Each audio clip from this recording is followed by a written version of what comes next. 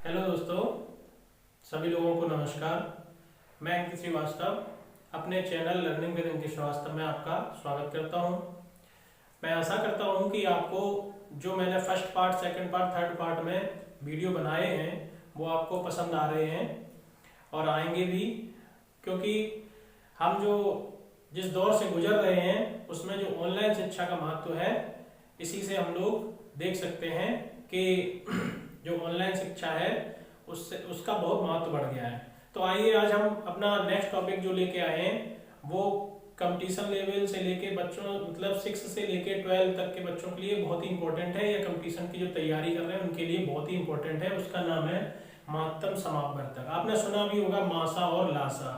तो हम इसमें फर्स्ट टॉपिक लेके आए हैं, इसमें मासा, इसको कहते हैं महत्तम समापवर्तक। आपके सामने लिखा हुआ है HCF, इसको इंग्लिश में कहते हैं HCF। इसकी फुल फॉर्म होता है हाईएस्ट कॉमन फैक्टर। तो हम आज आपको इसके बारे में बताएंगे। आज के बाद आपको इसके बारे में सीखने की जरूरत नहीं पड़ेगी, ऐसा बता देंगे, एक ही ट्रिक में आपको सब कुछ याद हो जाएगा।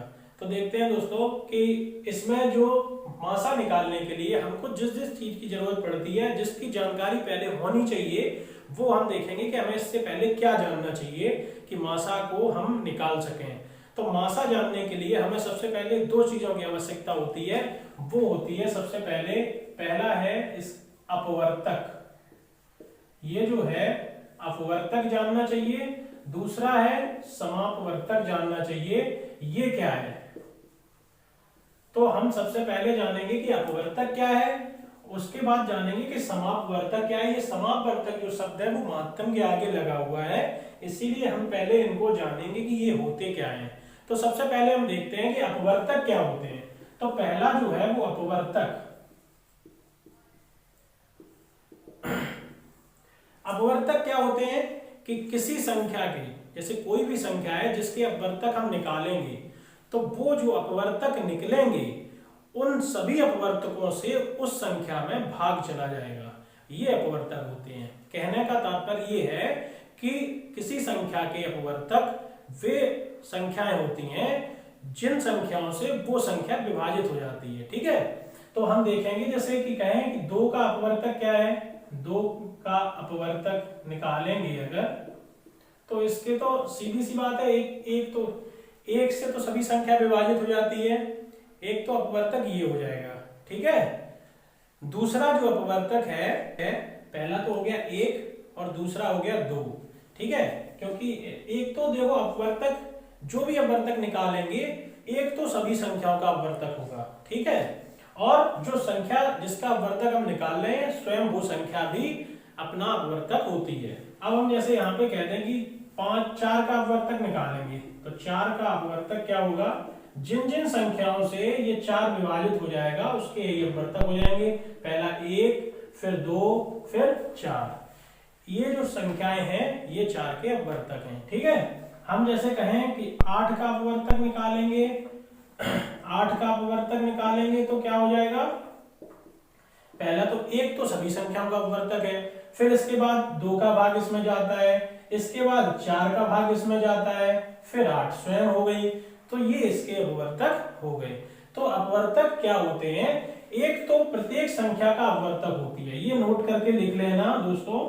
इसमें क्या है कि जो 1 है वो प्रत्येक संख्या का अपवर्तक होती है, और जो संख्या जिसका अपवर्तक हम निकाल रहे हैं वो स्वयं का अपवर्तक होती है। ऐसे कह सकते हैं कि प्रत्येक संख्या स्वयं का अपवर्तक होती है। ठीक है, सबको समझ आ गया होगा कि नंबर 1 में ये नोट करके डाल लो कि 1 प्रत्येक संख्या का अपवर्तक होती है, 1 प्रत्येक संख्या का अपवर्तक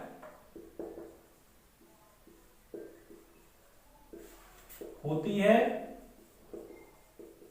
और दूसरे में लिख लेंगे प्रत्येक संख्या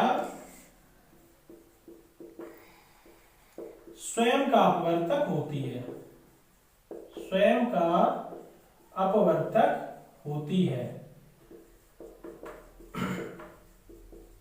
इतना चाहो तो आप लिख भी सकते हैं कि 1 जो है प्रत्येक संख्या का अपवर्तक होती है, और प्रत्येक संख्या जो है वो स्वयं का अपवर्तक होती है। ये हो गया। अब बात आती है दूसरा समापवर्तक। समापवर्तक क्या होता है, जैसे हम कहें 4 और 8, इनके हमने अपवर्तक लिख दिए थे यहाँ पे, तो हम कहें कि 4 और 8 का, अब यहाँ पे हम लिखते हैं 4 व 8 का समापवर्तक। तो दोस्तों समापवर्तक जो निकालेंगे वो क्या होता है, इसको लाइन खींच दें। समापवर्तक जब निकालेंगे तो 4 के अपवर्तक हम लिखेंगे, ये हो गए, 8 के अपवर्तक हो गए ये। तो अब इसके समापवर्तक क्या हो गए, जो इसमें कॉमन होंगे वो इसके समापवर्तक हो जाएंगे। तो हम कहेंगे 1, 2 और 4, ये हो गए 4 और 8 के समापवर्तक। ऐसे ही हम कई संख्याओं के समापवर्तक निकाल सकते हैं, जैसे 9 और 15 का निकालने को बोला जाए तो कितनी भी संख्याओं का समापवर्तक निकाल सकते हैं। तो हमने अभी सरल तरीके से बता दिया। जैसे हम एक बड़ी संख्या भी यहाँ पे ले सकते थे, जैसे 15 के अपवर्तक क्या होंगे, तो पहला तो 1 हो जाएगा, फिर 3 हो जाएगा, उसके बाद 5 हो जाएगा और उसके बाद स्वयं 15 होगी। ठीक है, तो ऐसे ही हम 3 और 15 के समापवर्तक निकालेंगे। तो हम निकाल लेंगे, पहला होगा 1 और 3, बस यही 2 इसके समापवर्तक होंगे। तो दोस्तों समझ में आ गया होगा ये टॉपिक, अपवर्तक और समापवर्तक क्या होते हैं। ठीक है, इसके बाद जो आता है हमारा मेन टॉपिक, वो है हमारा महत्तम। तो अब हमारा जो टॉपिक है वो आता है महत्तम समापवर्तक। तो अब हम निकालना देखेंगे कि मासा क्या होता है। अब मासा पे आते हैं। ये मासा क्या होता है, कि मासा की जो परिभाषा है उसको पहले हम सुन लें कि 2 या 2 से अधिक संख्याओं का मासा वह बड़ी से बड़ी संख्या होती है, वह बड़ी से बड़ी संख्या होती है जिससे वो सभी संख्याएं, दी हुई संख्याएं विभाजित हो जाती हैं। ठीक है, तो हम अगर लिखना चाहें तो लिख भी सकते हैं, या आप लोग चाहें तो आप लोग भी लिख सकते हैं कि 2 या 2 से अधिक संख्याओं का मासा, 2 या 2 से अधिक संख्याओं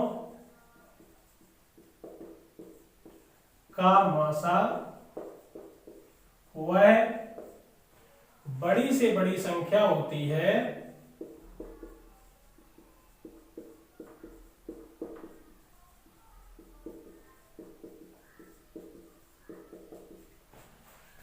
जिससे दी हुई संख्याएं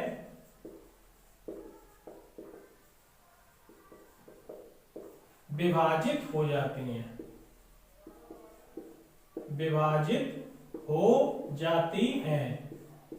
ठीक है, तो ये हो गया। अब हम जैसे यहाँ पे मासा निकालेंगे, हम कोई भी 2 संख्या ले लें, जैसे मान लो हम यहाँ पे लेते हैं 2 संख्याएं 14, एक हमने ले ली 14, 21 एवं 42 का मासा। तो इन तीनों संख्याओं का मासा निकालेंगे। फॉर एग्जांपल ये ले लेते हैं हम। तो हम सबसे पहले मासा की 2 विधियां होती हैं निकालने की, एक होती है गुणनखंड विधि, दूसरी होती है भाग विधि। तो दोनों विधियों को हम यहाँ समझा देंगे आपको। तो सबसे पहले हम देख लेते हैं गुणनखंड विधि क्या होती है। तो गुणनखंड विधि से हम क्या करते हैं, प्रत्येक संख्या का गुणनखंड निकाल लेते हैं। तो इसका जो गुणनखंड निकालेंगे तो 14 का जो गुणनखंड आएगा वो क्या आएगा कि गुणनखंड करेंगे 2 गुणे 7। ठीक है, गुणनखंड का मतलब अभाज्य गुणनखंड करना है आपको, ये भी ध्यान रखना है, अभाज्य गुणनखंड, अभाज्य संख्याओं का। ठीक है, इसके बाद 21 का गुणनखंड निकालेंगे तो ये हो जाएगा 3 सत्ते 21। इसके बाद हम 42 का गुणनखंड निकालेंगे तो ये क्या होगा 2 गुणे 3, 2 3 6, फिर सत्ते 42। ये हो गया इसका गुणनखंड। 14, 21 और 42 के मैंने कर लिए गुणनखंड। अब हम क्या देखेंगे, इसमें देखो आता है हाईएस्ट कॉमन। कॉमन का मतलब है, अब इसमें देखेंगे कॉमन क्या है। तो हम देखेंगे इसमें जो कॉमन है वो है, तीनों में क्या है कॉमन, 7। तो अब इसका जो मासा हो गया वो क्या हो गया 7। इन तीनों का मासा हो गया 7। ये तो थी हमारी गुणनखंड विधि। ठीक है, ये थी हमारी गुणनखंड विधि, इससे गुणनखंड से निकालते थे। एक इसका आता है भाग विधि। तो भाग विधि को भी यहां समझ लेते हैं हम, साथ साथ समझ लेंगे तो थोड़ा आसानी होगी करने में। तो भाग विधि में क्या होता है, जो संख्याएं दी होती हैं इसमें हम सबसे छोटी वाली संख्या का उससे बड़ी वाली संख्या में भाग देते हैं। तो सबसे छोटी है यहाँ पर 14, इससे बड़ी है 21, इसमें हम 14 का भाग देंगे। ये देखेंगे कितनी बार जा रहा है, यहाँ पे भाग जा रहा है 1 बार। ठीक है, बचा कितना है यहाँ पे 7। अब 7 का इसका भाग जो है लौट के 14 में देते हैं। तो ये 14 में पूरा पूरा भाग चला जाता है। तो 7 दूनी 14, ठीक है, तो यहाँ पे क्या होता है, ये पूरा पूरा भाग होने के बाद हम देखते हैं कि जो मासा इन 14 और 21 का मासा आ जाता है निकल के, 14 व 21 का मासा बराबर, अब ये आ जाएगा 7। ठीक है, तो अब हम देखेंगे कि 14 और 21 का मासा जो है वो 7 आ गया है। तो अब ये 7 से जो तीसरी संख्या बची हुई है उसको देखेंगे कि वो विभाजित हो रही है अथवा नहीं। तो हम 7 से वो तीसरी संख्या बची है उसमें अगर पूरा पूरा भाग चला जाता है तो इसका मासा जो है वो 7 हो जाता है। ठीक है, तो अब हम देखेंगे 7 का पूरा पूरा भाग इसमें चला जाता है, तो 7 छंग 42, तो ये पूरा पूरा कट गया है। तो इसका जो मासा है 14, 21 व 42 का मासा बराबर हो गया है 7। ठीक है, तो सबको भाग विधि गुणनखंड विधि में अंतर भी समझ में आ गया होगा दोनों विधियों में। और क्या है कि अधिकतर जो कॉम्पिटिटिव एग्जाम में हम लोगों के पास समय होता है बहुत कम होता है, 1 से 2 मिनट में या 1 मिनट में ही सॉल्व करना होता है क्वेश्चन को। तो जो, और अभी तो मैं छोटे से संख्याओं को लेके बता रहा हूँ, वहां पे बड़ी बड़ी संख्याएं आती हैं, तो मुझे लगता है कि वहां पर भाग विधि ही सबसे सुटेबल रहती है। वहां पर हम लोगों को भाग विधि का इस्तेमाल अधिकतर करते भी हैं, और फिर अपने अपने विवेक पर निर्भर करता है कि कौन सी विधि सुटेबल रहेगी हमारे लिए, कौन सी विधि से हम जल्दी कॉमन सेंस के तौर पे जल्दी से हल कर सकते हैं। ठीक है, तो भाग विधि और गुणनखंड विधि में अंतर समझ में आ गया होगा। ठीक है, तो आगे अब हम देखते हैं इसके बाद, तो आगे हम देखेंगे ये जो तीसरा तरीका है, एक मतलब सवाल आता है इस तरीके का कि किसी संख्या जो दे देंगे उसको सरलतम रूप में लिखिए, अंश और हर में देंगे। जैसे एक संख्या हम ले रहे हैं यहाँ पे, कोई भी ले लेते हैं, जैसे 36/48 को सरलतम रूप में लिखिए। तो ये तो हमने बहुत छोटी संख्या ले ली है, ये भी मासा से ही हल होगी, इसीलिए मैंने इसको यहाँ पर लिया। इस तरीके का सवाल आता है 36/48 को सरलतम रूप में लिखिए। यहाँ पे हो सकता है वो बड़ी संख्या देंगे आपको, हो सकता है 1000 लाख करके संख्या दे, तब आपको हल करने के लिए बोलेंगे सरलतम रूप में। तो हम इसका कैसे निकालते हैं ये मैं फॉर एग्जांपल आपको बता दे रहा हूँ समझने के लिए कि इसका तरीका क्या होता है। कि हम क्या करते हैं, यहाँ पे जो 36/48 लिखा है, तो हम 36 और 48, इसमें 36 और 48 का मासा निकालते हैं। ठीक है, 36 और 48 का मासा जब हम निकालेंगे, तो मासा निकालने का हमें तरीका तो पता ही है, तो हम चाहे तो भाग विधि से निकाल सकते हैं। तो भाग विधि से क्या होगा, 36 का भाग देंगे, इसमें यहाँ से बचेगा 2, यहाँ से 1, फिर 36 में देंगे, तो ये 3 बार पूरा पूरा कट जाता है। तो मासा जो है वो कितना आ जाता है, यहाँ पे हमारा मासा आ जाता है 12। ठीक है, तो अब जो इसका दोनों का मासा आया है वो आया कितना, 12। तो अब हम इसमें क्या करेंगे सवाल में, इसलिए 36/48 इसमें हम 12 का भाग ऊपर भी देंगे, 12 का भाग हर में नीचे भी देंगे, अंश और हर में दोनों का भाग दे देंगे, दोनों में 12 का भाग देंगे। तो जो आएगा वो कितना आएगा, 12×3 = 36, 12×4 = 48। तो इस तरीके से इस सवालों को हम हल करेंगे।